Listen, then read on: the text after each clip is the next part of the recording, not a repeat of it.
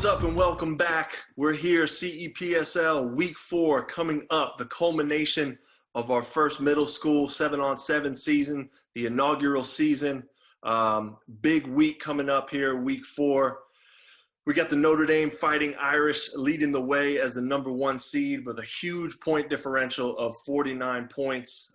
Big defensive season for them and a strong offensive performance as well. Sitting pretty at the top seed. Below them at number 2 is the Indiana Hoosiers. IU has finished the season strong and regular season strong in Week 3, going undefeated 3-0. So they are confident going into the playoffs, and we're going to see how they can finish up. Purdue Boilermakers struggled last week with the loss of their quarterback, or the absence of their main quarterback for all 3 games. So they took 3 losses on the opposite side of things and come in at the 3 seed. We're going to see how they respond. I heard it was a big week in practice and some team meetings. Then the Coach Lee got really fired up. So we're going to see how they respond in the playoffs here. And then Indiana State Sycamores, bringing up the end and on the 4 seed. The big piece for Indiana State, their last game of Week 3, they pulled out their first win. So hopefully, we'll see if they could take that momentum into the playoffs and make some damage, cause some damage there. So getting ready for the culmination. We got a practice game. We got a playoff game, seed 1 versus seed 4. And then we go 2 and 3. And then we move to the championship. It's going to be big. Chris, what are your thoughts, man? Right now, it's a 3-man race. Notre Dame, Purdue, and IU. Indiana State just doesn't seem to figure it out. I mean, they're competing. They're getting better each game, each week. Each moment is just, at this point, it's not good enough. I think they were really excited after their first win against Purdue this week. And I think Purdue, I think they had 3 team meetings this week so far. Two so far to this day. Another one before the last week. But as far as that, I think they're going to come out shooting on all cylinders, and I think Coach Lee made it more personal than the kids really would have thought of. It's kind of like if something bad happens, it's kind of like disrespecting you and your team as a whole. So I sat in on their meetings, and it just seemed like they're going to come out willing and ready to work and no excuses. And Coach Lee is a one-man show out there, so he can't really see everything. So I think they're going to come out and shock the whole league. So they're taking ownership of it, keeping things personal, man. I like that. It's going to be real interesting. What are before we get into conversations with the coaches, give me an idea. Who do you think comes out on top? I know you said it's a kind of a 3-team race right now. What are your thoughts on who finishes up on top as champions? My prediction is I'm going to go with Purdue. I think Purdue's going to pull it out. Why I think Purdue's going to pull it out, they're coming off an 0-3 Week 3. And the last game they lost to Indiana State, and they get to play Indiana State in the first game in their practice game. So it's kind of a little payback, get back on their feet, kind of, get it started. And then they play Indiana the first round. And I think out of that game, the winner's going to come out of that game. If it's Purdue or Indiana, but I'm going to say it's going to be Purdue. If they all come out, maybe if the heat gets to them, that might be a factor, them losing. But just everybody knowing what the responsibilities is. And I think they go down to the wire with Indiana. And then it's the shootout with Notre Dame. Notre Dame, big-time defense. So it's going to come down to the offensive play caller. So as long as their offense can click, they get the quarterback coming back this week, they should pull it out. Love it. Love it. Me personally, I'm just going to throw out there, I'm going the opposite direction. I'm going to go with the Fighting Irish, man. For some reason, I think they have the athletes, and I have a feeling that there's a lot of prepping going on every team, but I got some faith in Coach Smitty and Tokes to get it done. For some reason, I feel like they're going to squeeze it out on defense, shut people down, and all you need is one more point than the other team to finish off the game in the championship. So stay tuned. Like I said, culmination's coming. Decatur Central High School, Sunday, August 2nd, starting at 5:30. It's going to be action-packed. We're going to get into the coaches' conversation, get some of their thoughts about the previous week, some top players, and their predictions and thoughts going into the championship weekend. Stay tuned. All right, we're back in action. Coach Lee is on with us from Purdue Boilermakers. Coach Lee, how we doing, man? Doing good. How y'all doing? All is good. All is good. So Purdue had a tough week 3. I know there was a lot of action in this past week and practice and meetings and things like that, but we can get to that. Give me an idea. So obviously you were down a few people, wide receiver, one of the quarterbacks, obviously struggled a little bit, didn't get a win this past week. But give me an idea, kind of a recap into the thought process or kind of what happened, Coach. A lot happened. I ain't a person that just with excuses and stuff, but it was 91 degrees. We had like 2 or 3 guys missing. So Noah Lyon, Isaiah Rogers, as you was speaking about the quarterback situation. So Josh Nunley was our backup quarterback first week. He didn't do too well, so we made adjustments to where he was just going to play corner or safety and wide receiver. So I told him, like, yo, Josh, I was on the phone with him a few times, like just trying to prepare him for the game and just to get him comfortable. And I think when it started off, we had a nice little game plan and on how it would just make it easier for him. And it kind of got to where it overwhelmed me a little bit. Guys wasn't open that I might have said was supposed to be open, and then it just kind of staggered him a little bit. But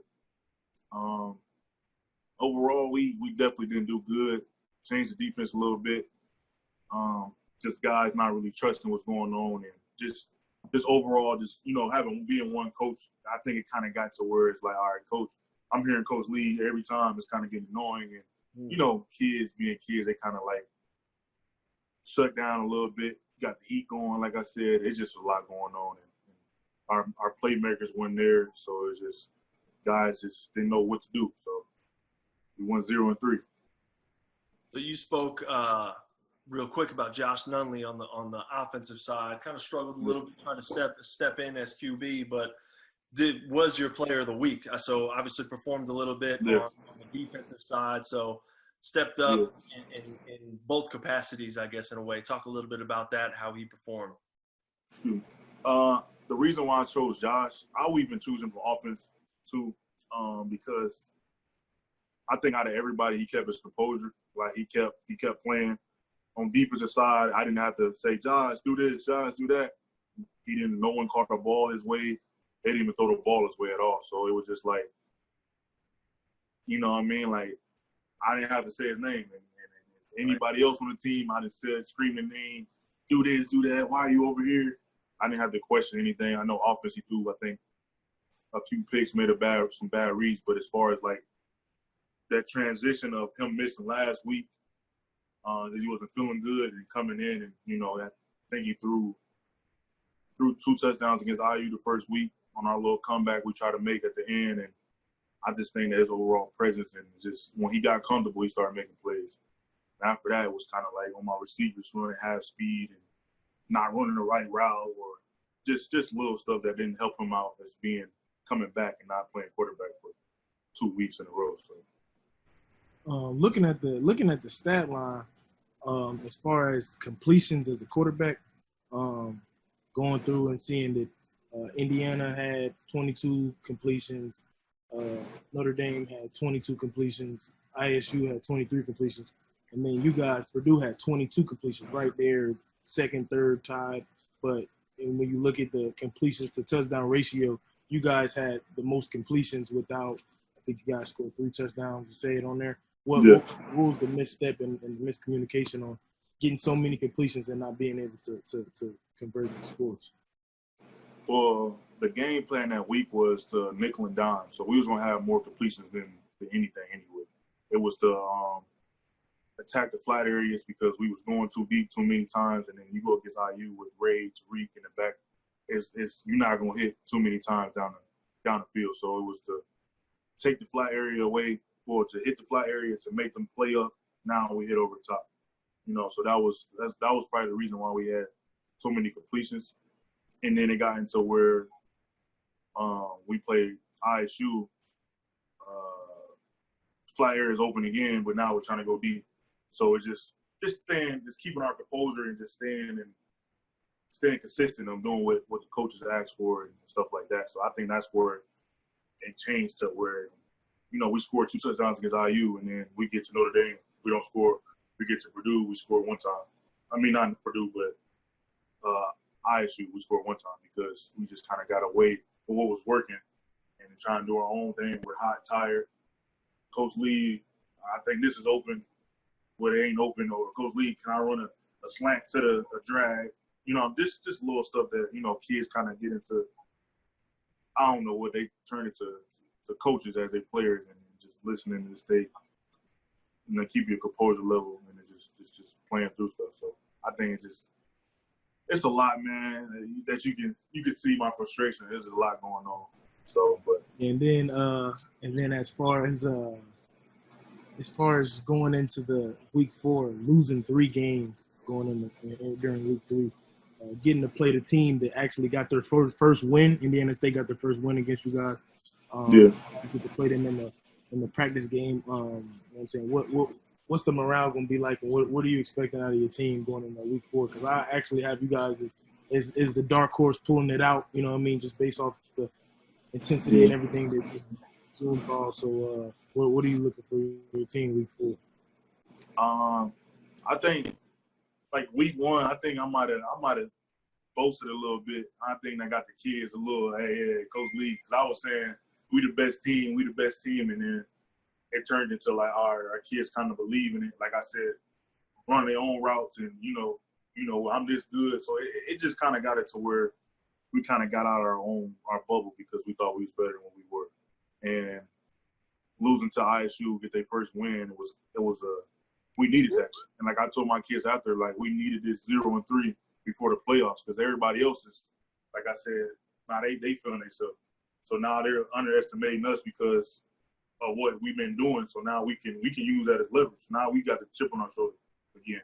Because when we started off, I told them that you said, Chris, we was gonna go 0-3 that day, the first week. You know what I'm saying? You were saying we weren't that good. So that's why I was preaching to them. So now after the first week, it was kind of like, hey, y'all, we good now. And then kids is like, all right, we good. We ain't got to worry about nothing. So we got Isaiah back, should have Noah back. So that right there is, 3 more touchdowns, up on the board against IU or altogether ISU and Notre Dame. So that changed the game right there. There you have it. And kind of coming in as a quiet number 3, but sitting in a pretty spot, underestimated right now. And let's see if the Purdue Boilermakers could do some work, do some damage in the playoffs.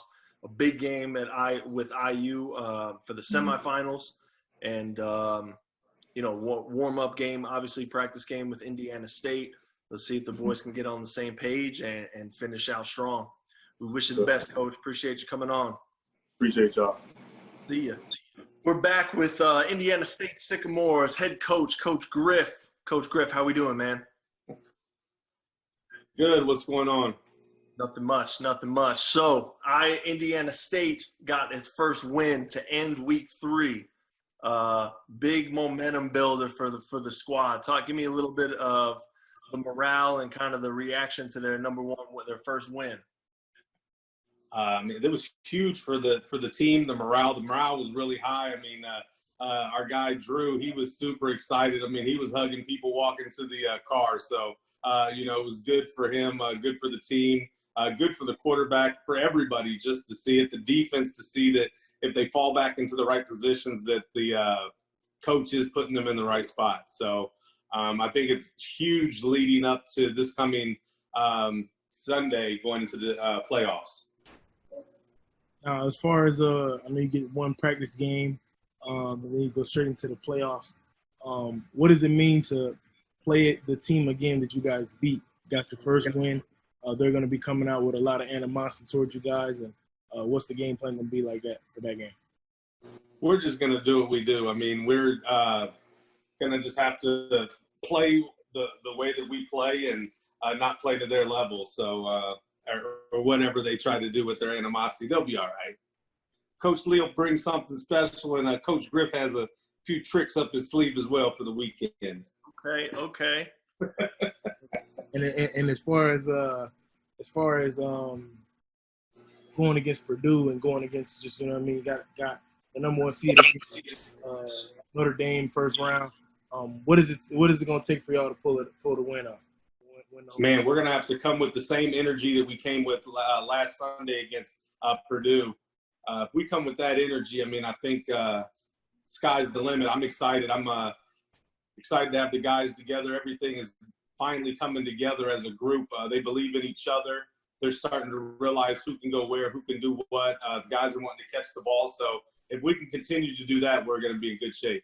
You got really quick. Give me an idea. I guess as far as players, there's some names that pop out. Who's going to be key for you as far as performance, or that you need some big plays from? Well, as always, our quarterback. I need Malachi to come with all the energy that he came with. I'm excited to have a couple of the guys back. Zane was missing last week.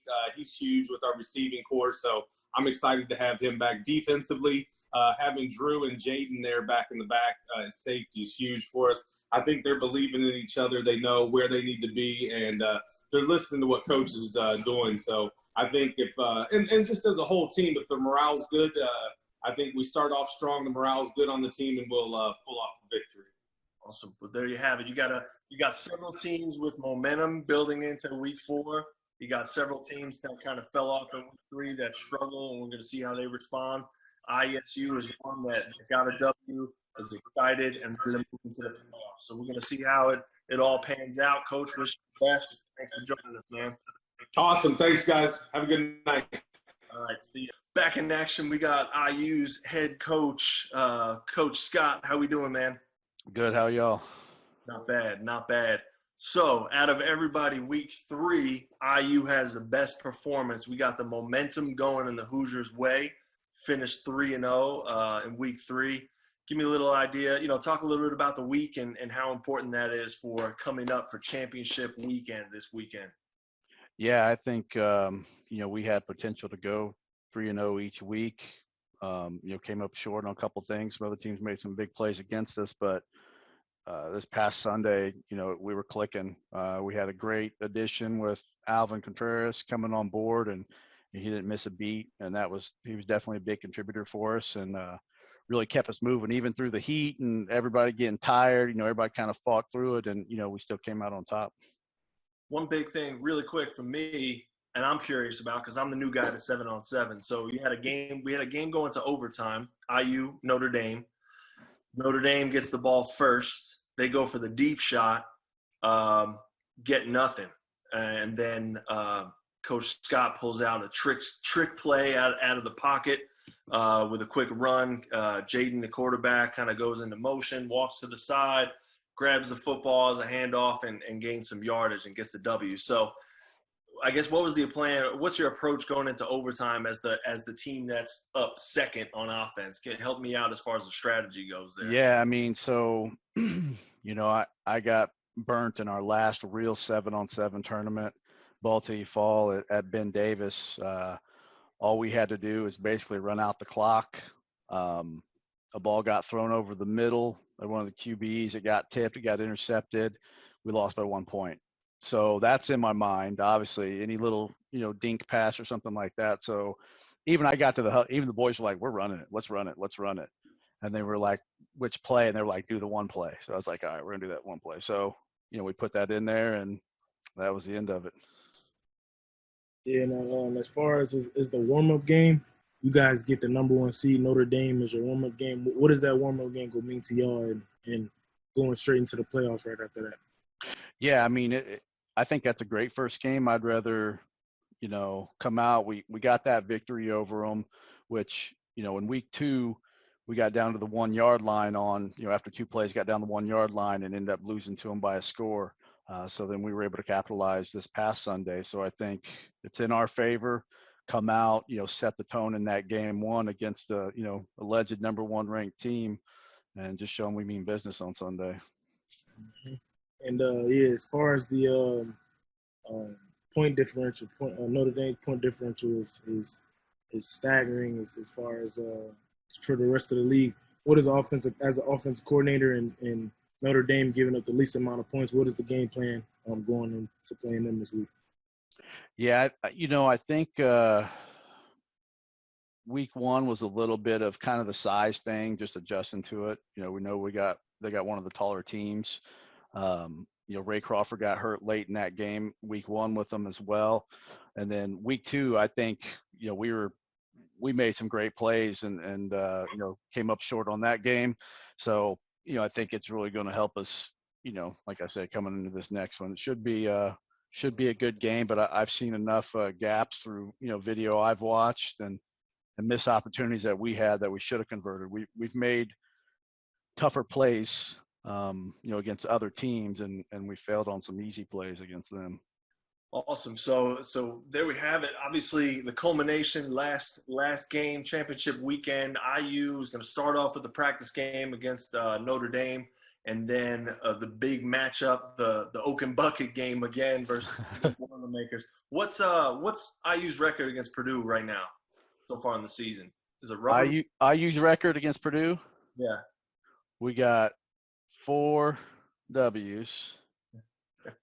Lee's got, there we go. Is that right? 4 L's. There you go. Lee's got 4. That's Coach Lee. Hey, there you go, folks. So that's going to be a big matchup, as Chris said before in the show, that he believes the winner, the champion, is coming out of that game. So that's going to be a big matchup. And then we'll see if IU can take advantage of that 3-0 week 3 and move that momentum right to the championship. Coach, we wish you the best. Thanks for joining us. We're looking forward to a big, big championship weekend. All right, go IU. We'll see you all on Sunday.